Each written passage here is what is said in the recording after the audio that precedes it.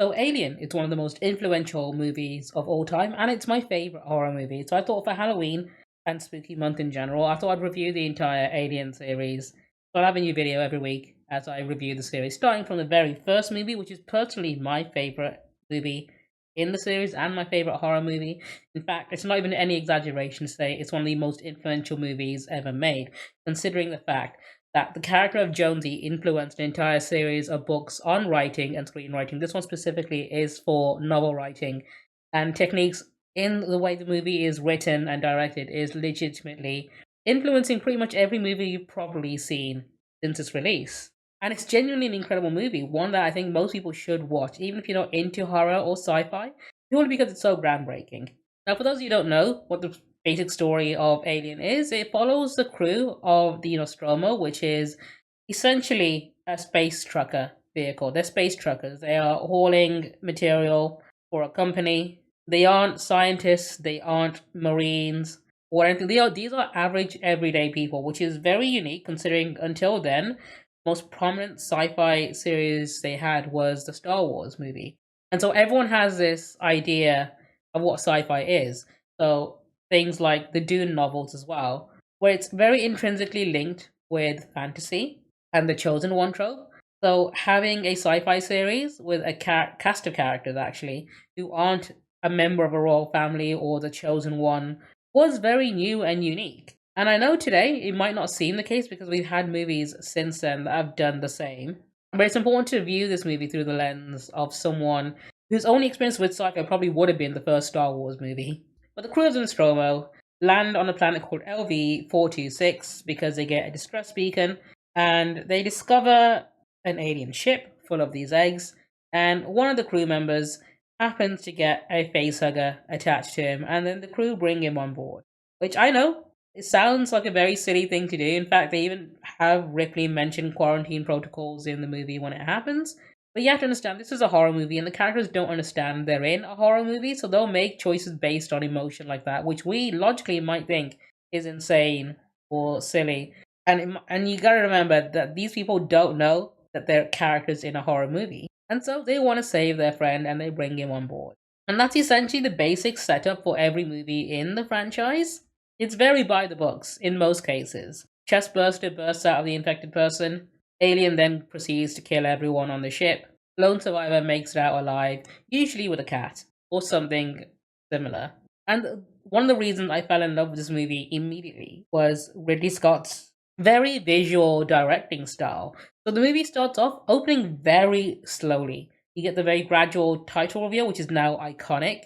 And you have this slow, lingering shot of the interior of Nostromo. It actually takes a while before we see any characters actually talking or interacting with each other. And when we finally do, it's very sort of natural, like sort of co-worker dialogue. They're talking about bonus pay and the jobs they're currently doing and how sort of dissatisfied they are with the corporation.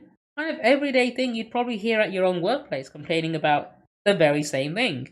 And I think it's this working class cast of characters that makes this movie really easy to sort of relate to via its characters. Some of the characters, spoiler alert, don't last very long at all in the movie. But for the brief time they're on, they are very easy to sort of relate to because you can probably see a bit of yourself in them because they represent the everyday person. Now, one of the twists in the movie is a crew member, the science expert, Ash, he's actually an android. And this also becomes a trope sort of common within the alien movies. It's always someone working for Weyland-Yutani who is putting them into danger intentionally because they want to bring back a sample of the xenomorph. And it's a recurring thing you'll see in the movies. I think it's one of the more interesting things as well because that element of distrust really does add to the tension. But the genius of what makes the xenomorph such a scary creature that has endured over the years, longer than any other horror franchise actually, is the fact that the creature is based on type of body horror that most people never want to experience. Essentially, it's Ridley Scott and H.R. Giger giving you the idea of a parasitic life form being able to impregnate a person. Rather violently, so it's got that tone and the themes of sexual violence, and it's essentially putting that on men who normally don't tend to experience that sort of thing. So it's a sense, it's showing dudes the very thing women are usually very afraid of. Like, what if there's a creature out there that can do the exact same thing to you? And they sort of base the reproductive system of the xenomorph on parasitic wasps. I know there's a deleted scene in the movie where it shows one of the crew members being turned into an egg sac for a face hugger, but so whether or not that scene is actually canon is highly debated because it was obviously before Aliens, which introduced the queen xenomorph, which lays the eggs. And honestly, there's a lot we don't know about the xenomorphs at all, and that mystery is what adds to the whole mystique and allure of the creature.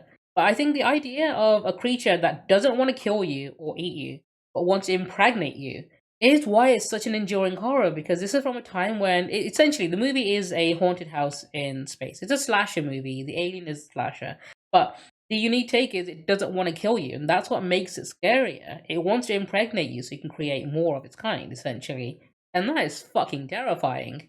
And it's a kind of unique take on horror we don't get to see very often at all.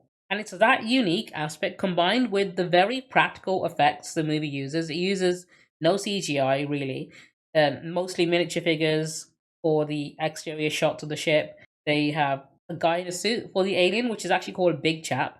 And in my opinion, even rewatching it now, I think it's aged very well. You can see how much effort was put into the set design and the creature design, and the way that most of the ship's interiors actually reflect the design of the alien to the point where you're constantly wondering if it's hiding in plain sight. And in fact, right at the end, it really is when it jump scares Ripley in the evacuation pod. And I think that's just something we've lost over the years because most recent movies use so much CGI, they don't get the chance to really put this much thought and effort into the set design because it's constantly being done last minute in post production. So there's no pre-production planning going into it, and you can tell Ridley Scott took a lot of effort with this movie, especially with the shots that he must have storyboarded and the amount of thought that was put into the design of not just the creature but the ship, the crew's uniforms, everything about it. All ties together to make one amazing horror movie, and for me, it's still a 10 out of 10 to this day. Of course, it has aged. I'm not being superfluous or anything like that. You can tell it's a guy in a suit, and of course, it is an older movie, so some things like jump cuts where they show Ash's head with being a dummy, even then switching to Ian Holm is kind of rough around the edges. But I'm willing to forgive it considering how good everything else in the movie is. And honestly, I still think it's my favorite in the entire series. But I'll be talking about the other movies on this channel too. I'm planning on reviewing the entire series. If you do want to watch me do that, please do consider dropping a like and subscribe on this channel. I am still working my way up to 1,000 subscribers here. And I check out some of my other videos. I also live stream to this channel. So if you want to watch me live stream and chat with me directly, I'd be more than happy to speak to you guys. Or you can let me know in the comments below what you felt about the first movie, if you think it's aged as well as I think it has. Or if you enjoy the sequel, Aliens More, which I'll be talking about next. Let me know in the comments below, and hopefully I'll see you in the next one. Sayonara.